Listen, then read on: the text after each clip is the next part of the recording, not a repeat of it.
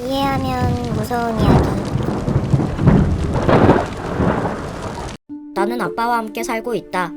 아빠는 몇 년 전부터 주말만 되면 지하실에 틀어박힌 채로 몇 시간 동안 나오지 않으셨다. 그러다 밤이 된 뒤에야 슬그머니 문을 열고 나오는 모습이 보이면 나는 우연히 지나가는 척 아빠에게 말을 걸고는 했다. 아빠, 주말마다 지하실에서 뭐 하시는 거예요? 그러면 아빠는 항상 똑같은 대답만 하신다. 너가 충분히 잘하면 보여주마. 빙그레 웃은 뒤 사라지는 아빠의 뒷모습을 보며 나는 생각했다. 충분히 잘한다는 기준이 뭘까? 내가 몇 살이 되어야 아빠가 만족할 만한 나이가 되는 거지? 한참 생각하던 나는 운전을 할 수 있는 나이를 말하는 건가 하고 짐작했다. 그래야 내가 아빠를 위해 숲속에다가 손쉽게 시체를 버릴 수 있을 테니까. 그것도 아니면 내가 술을 잘 마실 수 있는 나이가 됐을 때인가? 허름한 술집에 들어가서 다음 먹잇감을 찾으라고 할 수도 있을 테니 말이다. 아, 어쩌면 총을 가질 수 있는 나이를 말하는 걸지도 모른다. 그러면 사람들을 죽일 때 더 효과적으로 도와줄 수 있으니까.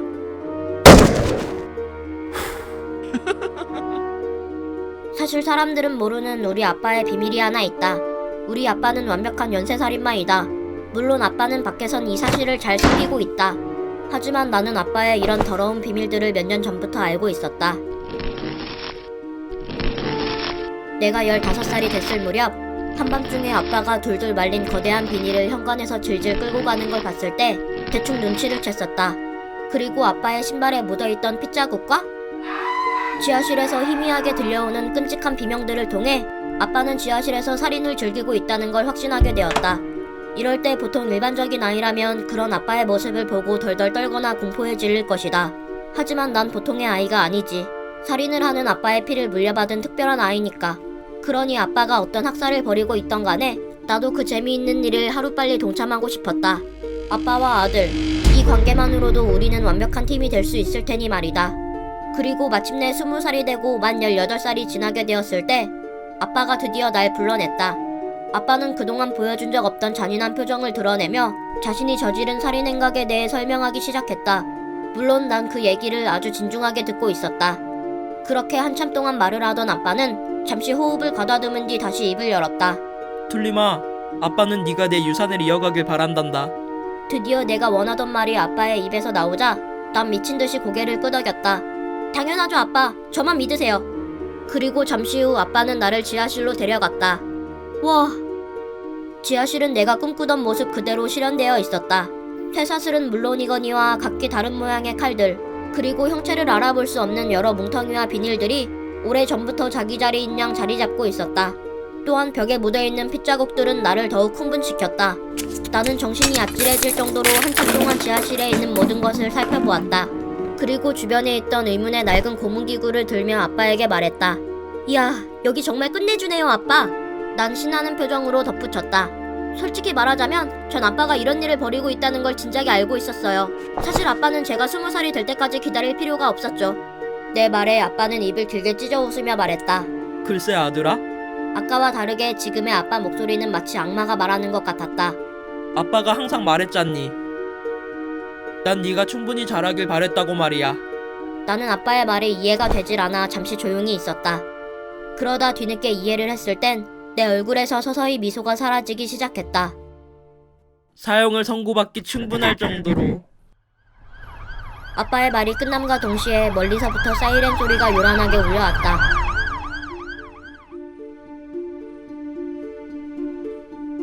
해석! 툴리미는 자신이 20살이 됐을 때 아빠가 같이 살인을 저지르자고 제안할 거라 믿어 의심치 않았다. 하지만 툴리미의 기대와는 다르게 아빠의 마지막 말과 사이렌 소리를 통해 아빠는 툴리미에게 누명을 씌우려 한다는 것을 알 수 있다. 즉, 아빠는 자신이 수년 동안 저지른 살인 행각의 죄를 툴리미에게 뒤집어 씌우기 위해 툴리미가 성인이 되기만을 기다려온 것이다. 그리고 단지 툴리미에게 죄를 뒤집어 씌우는 것뿐만 아니라 경찰과 법을 이용하여 사형이라는 방식으로 툴리미를 살해함으로써 연쇄살인마인 아빠에게는 자신의 아들 역시 다른 피해자들과 별반 다르지 않은 존재라는 것을 알 수 있다. 툰툰아, 걱정 마. 저놈들은 못 들어올 거야. 가까이 오면 내가 무기로 찔러버릴게. 1년 전부터 퍼진 바이러스로 인해 좀비 세상이 된 뒤로 툴리미와 툰툰이는 몇 달째 어느 낡은 시골집에 갇혀있는 중이다. 사실 바이러스가 퍼지고 얼마 안 됐을 때까지만 해도 밖에 나가는 건 괜찮았었다. 그 당시 사람들은 이상한 감염 증세를 보이지 않았다. 때문에 전문가들은 극단적으로 걱정하는 일부 시민들을 안심시키며 말했다. 여러분 걱정하지 않으셔도 됩니다. 현재 몇몇 일부 나라에 나타난 바이러스는 우리나라와 전혀 상관이 없습니다. 그 바이러스 감염이 주는 위험도는 질 좋은 의료 서비스를 받지 못하는 몇몇 가난한 국가들에게만 해당된다고 말이다. 하지만 그 말을 비웃기라도 하듯 순식간에 선진국가 전 세계 모든 나라에 바이러스가 퍼져나갔고 정부에서는 뒤늦게 백신을 개발하려 했지만 그때는 이미 되돌릴 수 없을 정도로 너무 늦어버렸다. 그 누구도 그 무엇도 바이러스 감염을 막지 못했다. 영혼 없이 떠돌며 움직이는 감염자에게 물린 사람을 구제할 방법 또한 없었다. 툴리미는 유명한 좀비 영화 시리즈의 열렬한 팬이었고 만약 좀비 세상이 된다면 어떻게 해야 할지에 대해 친구들과 농담 삼아 떠들고는 했었다. 그리고 이제 그 농담은 현실이 되고 말았다. 하지만 툴리미는 좌절하지 않았다. 그동안 영화를 보며 상상하고 계획했던 것을 침착하게 실행했다. 바이러스가 퍼진 지 얼마 되지 않았을 시점부터 식량과 물을 쟁여놓았고 사람이 적은 시골 동네로 내려와 강화할 수 있는 무기를 만들어 놓기까지 했다. 그리고 그런 툴리미의 행동은 아주 큰 도움이 되었다. 좀비 세상이 된 후 수많은 사람들이 죽거나 감염되어 좀비로 변했지만 툴리미와 툰툰이는 미리 쟁여둔 식량 덕분에 무사했다. 더불어 오염되지 않은 시골 환경도 그들이 안전하게 지낼 수 있는 데에 한몫했다. 하지만 시간이 흐르면서 문제가 생겼다. 최대한 소량으로 분배해 먹었던 식량이 며칠 전부터 떨어져 버린 것이었다. 툰툰이가 힘없는 표정으로 툴리미를 바라보았다. 힘을 내. 그런 툰툰이를 보며 툴리미가 말했다. 방법을 찾을 수 있을 거야. 툰툰이는 자신도 그러길 바랬다. 그러나 현실은 냉혹했다. 이제 밤에 몰래 나가는 것조차 불가능했다. 수많은 감염자들은, 아니, 수많은 좀비들은 이 시골 동네로 내려온 것도 모자라 어느새 우리의 시야에까지 비춰졌고 그놈들은 놀랍도록 끈질기게 항상 먹이를 갈구했다. 문틈을 통해 밖을 내다보던 툴리미는 줄인 배를 잡고 툰툰이를 향해 미소 지으며 말했다. 적어도 우리에겐 서로가 있잖아. 그런데 그때 집 밖에서 그르렁대는 소리가 들려왔다. 툰툰이가 귀를 쫑긋 세워 들어보니 그들은 아주 가까이에 있는 것 같았다. 툴리미는 한켠에 두었던 무기를 움켜쥐고 문을 노려봤다.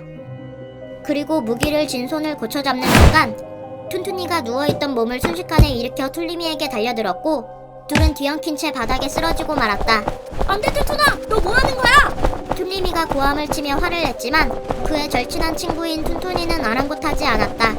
툰툰이는 체중을 실어 툴리미를 바닥에 내리눌렀고 그렇게 몸싸움이 시작됐다.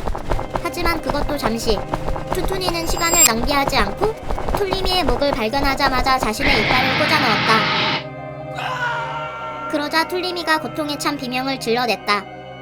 그리고 몇 분 뒤 툴리미는 움직이지 않았고 그의 몸에서 흘러나온 다량의 피는 바닥에 고여 웅덩이를 만들었다. 이제 음식이 없는 문제는 당분간 해결되었다. 툰툰이는 툴리미의 몸 위에서 내려와 몇 걸음 물러난 뒤 입맛을 다셨다.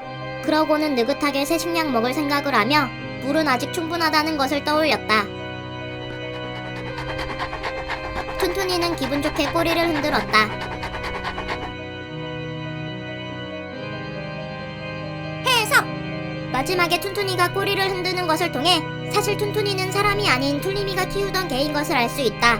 툴리미는 좀비 세상에서도 식량을 나눠 먹을 정도로 툰툰이를 소중한 친구로 생각했지만 툰툰이는 오랜 시간 굶주리게 되자 어느새 동물로서의 본능만이 남아 툴리미를 사냥하게 된 것이다. 나는 작은 시골 마을에서 근무하고 있는 경찰이다. 이곳은 다른 지역과 거리가 있고 인구가 많지 않기 때문에 우리 경찰들은 대부분의 마을 사람들을 잘 알고 있는 편이다. 그리고 그중 우리가 가장 많이 신경 쓰고 있는 할머니 한 분이 계신데 할머니는 고령의 노인인데다가 다리를 움직일 수 없어 항상 휠체어를 타고 생활하시는 분이셨다.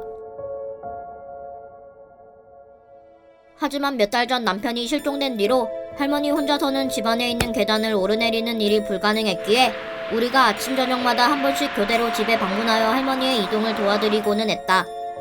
다녀왔습니다. 오늘은 그 할머니 집에 안 들리고 와? 아, 오늘부터 간병인이 온다고 하더라고요. 간병인? 네, 옆마을에서 온 청년인데 아주 착하고 건실하다고 하시던데요? 하긴 계단 왔다 갔다 하려면 할머니를 안고 가야 되니 힘센 청년이라면 가뿐히 들겠네. 근데 할머니 남편분은 진짜 어디로 사라지신 거지? 그러게 말이에요. 단서가 될 만한 작은 흔적도 보이지 않아요. 왜? 저희 모두 처음에는 할머니를 의심했었잖아요. 근데 몇 날 며칠을 울다 쓰러지고 하시는 거 보고 오히려 의심한 게 죄송했다니까요. 맞아. 그리고 애초에 휠체어 타고 있는 힘없는 노인이 뭘 할 수가 없을 텐데 말이야. 우리가 너무 예민했었지. 그래서 저희가 지금까지 매일 할머니 간호해드렸었던 건데 이제는 간병인이 생겼으니 참 다행이죠. 사실 요 근래에 주변 마을에서 살인사건이 많이 발생했던 터라 할머니의 남편이 실종됐을 땐 경찰들이 많이 예민해져 있는 상태였다. 그래서 당시 할머니는 가장 먼저 용의자 선상에 올랐으나 휠체어를 타고 다녀 이동이 불편한 점, 노쇠한 노인이라는 점을 고려하여 이내 용의 선상에서 제외되었다. 그리고 몇 달이 지난 지금까지도 할아버지는 실종 상태였고 범인 역시 잡히지 않았다. 그렇게 약간은 뒤숭숭한 분위기로 지낸 지 얼마나 지났을까? 그날도 여느 날과 다름없이 후배와 단둘이 일을 하고 있는데 전화 한 통이 울렸다. 네, 경찰입니다. 여기! 수화기 너머의 목소리 주인공은 그 할머니였다. 나림님 할머니 맞으시죠? 혹시 뭐 불편한 거 있으세요? 죽었어. 네? 여기 사람이 죽었다고. 할머니의 말에 나는 바로 자리에서 벌떡 일어났다. 할머니, 일단 안전한 곳에 피신! 아니, 제가 지금 갈게요. 이 형사, 검침관 호출 요청하고 수사 1팀 오면 나림님 할머니 집으로 같이 와.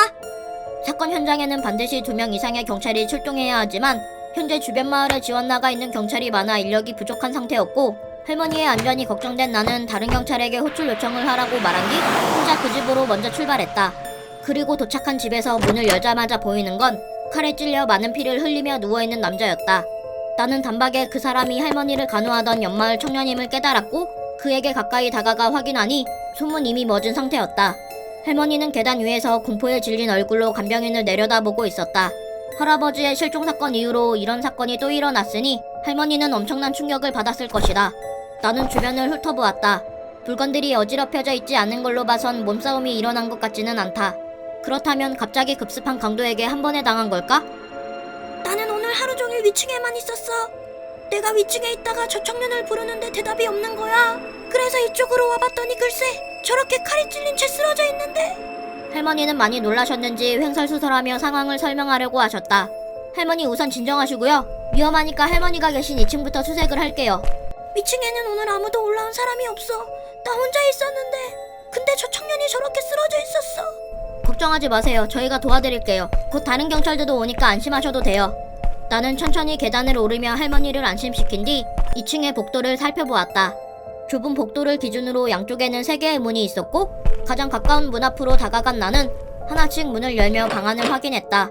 제일 먼저 서재문을 열었을 때 그 안에는 아무것도 없었다. 그 다음으로 화장실 문을 열었을 때도 그곳에는 아무것도 있지 않았다.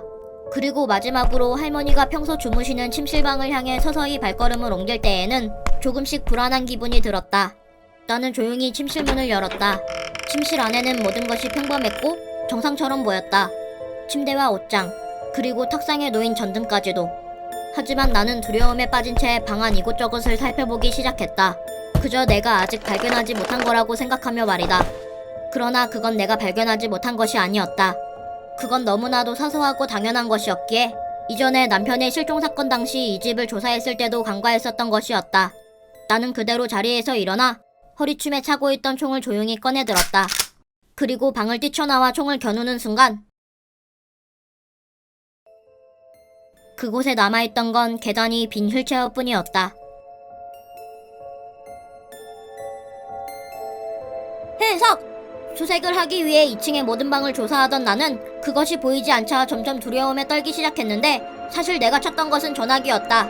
분명히 이 집을 도착했을 당시 할머니는 2층에 있었고 휠체어를 타고 있었기에 1층에 있는 전화기를 사용할 수 없었을 것이다. 그렇다면 할머니는 2층에서 신고를 해야만 했는데 2층에 있는 모든 방을 수색한 결과 전화기는 물론 전화선조차 없었다.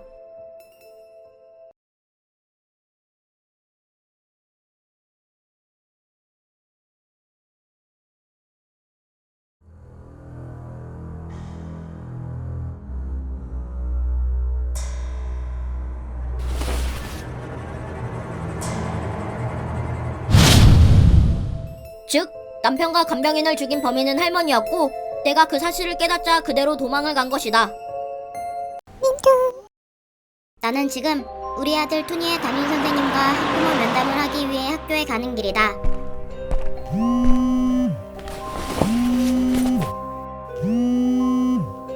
여보, 나 이제 거의 다 왔어. 천천히 와. 학교에 들어오면 3층 끝에 있는 교무실로 오면 돼. 알겠어, 금방 갈게. 약속 시간은 5시였지만 일이 있어 조금 늦은 상태였기에 걸음을 서두르게 되었다. 그런데 그때 어딘가에서 시선이 느껴져 그쪽을 쳐다보니 학교에서 조금 떨어진 낡은 단층집 앞에서 투니와 비슷한 또래의 남자아이가 나를 바라보고 있었다. 그래서 이 학교에 다니는 아이 중 한 명이겠거니 하고 그냥 지나치려는데 갑자기 그 아이가 내 앞으로 달려오더니 내게 인사를 했다. 안녕하세요, 림림이 아주머니. 그래서 나도 아이에게 인사를 했다. 물론 누군지 몰랐지만 말이다. 저 투니랑 친구예요. 다음으로 이어진 아이의 말에 솔직히 나는 머뭇거릴 수밖에 없었다. 나와 가족이 살고 있는 이 동네는 꽤나 작은 동네였음에도 이 아이하고는 한 번도 만난 적이 없었고 투니 역시 이 아이를 집으로 데려온 적이 없었으니까. 그래, 나도 만나서 반갑구나. 그래서 네 이름이 어떻게 된다고? 전 착한이에요. 나 착한. 투니랑 저는 같은 반이에요. 아, 그렇구나. 저기 착한아, 정말 미안한데 내가 지금 너희 담임 선생님을 만나러 가는 중이거든. 근데 조금 늦어서 아무래도 얼른 가봐야 될 것 같구나. 알겠어요. 만나서 반가웠어요. 그래, 나도 만나서 반가웠단다, 착한아. 투니한테는 지하실에 있을 거라고 얘기해주세요. 착한이라는 아이는 예의 바르게 인사를 한 뒤 아까 서 있었던 낡은 단층집 안으로 들어가 버렸다. 근데 지하실이라고? 그러다 문득 착한이의 마지막 말이 이상하다는 생각을 했지만 그냥 아이들끼리 맞춘 암호 같은 것일 거라고 넘겨짚고 다시 발걸음을 옮겼다. 늦어서 죄송해요. 그리고 뒤늦게 교무실에 도착했을 땐 이미 내 남편과 선생님이 얘기를 나누고 있는 상태였다. 사실 남편은 이 동네에서 자란 토박이였기에 이제는 정년퇴임할 날이 가까운 투니의 담임 선생님은 한때 남편의 선생님이기도 했다. 난 서둘러 남편 옆에 앉았다. 그러자 선생님이 인자한 미소를 지으며 입을 여셨다. 괜찮습니다. 우리 김tuntun이랑 옛날 얘기를 하고 있던 참이었으니까요. 선생님의 말에 남편은 민망한 듯 웃으며 말했다. 여보, 내가 어렸을 때 엄청난 장난꾸러기였다고 했지? 그때 선생님을 많이 힘들게 했던 것 같아. 아, 기억나. 친구들이랑 땡땡이 치기도 하고 그랬었다고 했잖아. 맞아. 그 중에서 특히 착한이랑 제일 친했지. 그놈이랑 내가 선생님한테 제일 많이 혼났을걸? 남편의 어린 시절을 상상하며 웃던 나는 문득 아까 만난 아이가 생각났다. 그러고 보니 아까 학교 오다가 우리 투니 친구를 만났어. 그의 이름도 착한이더라고. 무슨 착한이라고 했더라? 나 착한이라고 했던 것 같은데? 아무튼 조그만 애가 예의 바르게 인사하는데 너무 귀엽더라. 그저 스치듯한 얘기였는데 순간 남편과 선생님의 시선은 나에게 향했고 동시에 불편한 침묵이 흘렀다. 그러고는 곧 남편이 굳은 얼굴로 입을 열었다. 이름이 나 착한인 남자애를 만났다고? 처음 보는 남편의 굳은 얼굴 때문에 나는 내심 당황했다. 응, 왜 그래? 그러자 이번에는 선생님이 천천히 물었다. 그 애가 무슨 말이라도 했었나요? 아니요, 특별히 무슨 말을 하진 않았어요. 제가 서두르던 중이었거든요. 그랬더니 그 애가 자기는 지하실에 있겠다고 투니한테 전해달라고만 했어요. 내 말에 남편은 눈에 띄게 불안해하는 기색이 보였다. 그 애를 어디서 만났는데? 착하니? 저기 학교 옆에 오래된 노란 단층집 앞에 서 있었어. 왜 그래? 무슨 일인데? 내 물음에도 남편은 그저 투니의 담임 선생님만 쳐다보고 있었다. 착하니가 도대체 누군데 그러냐니까? 내가 재촉하듯 묻자 잠시의 정적이 흐른 후 남편이 조용히 말했다. 나 착한은 나의 가장 친한 친구였어. 뭐라고? 그 애가 3학년이 됐을 때 사라져버리기 전까진 말이야. 남편은 내가 알아들을 수 없는 말만 했다. 그리고 잠시 호흡을 가다듬은 뒤 담임 선생님을 쳐다보며 말을 이었다. 선생님 집 안에 있는 지하실에 들어가 봐도 될까요? 해석! 착한이가 투니의 친구라고 했을 때 나는 당연히 아들의 이름인 김투니를 생각했으나 착한이는 내 남편의 이름인 김툰툰에서 별명처럼 불리던 투니를 말한 것이었다. 그리고 내가 착한이를 처음 본 곳이 학교 옆 노란색의 단층집인 것과 그 얘기를 했을 때 남편이 선생님을 쳐다본 것을 통해 그 단층집은 선생님이 오래전부터 살고 있는 집이라는 것을 알 수 있다. 즉, 착한이는 3학년이 됐을 때 무언의 이유로 선생님에게 납치를 당했고 선생님의 집안에 있는 지하실에서 살해당했을 것이다.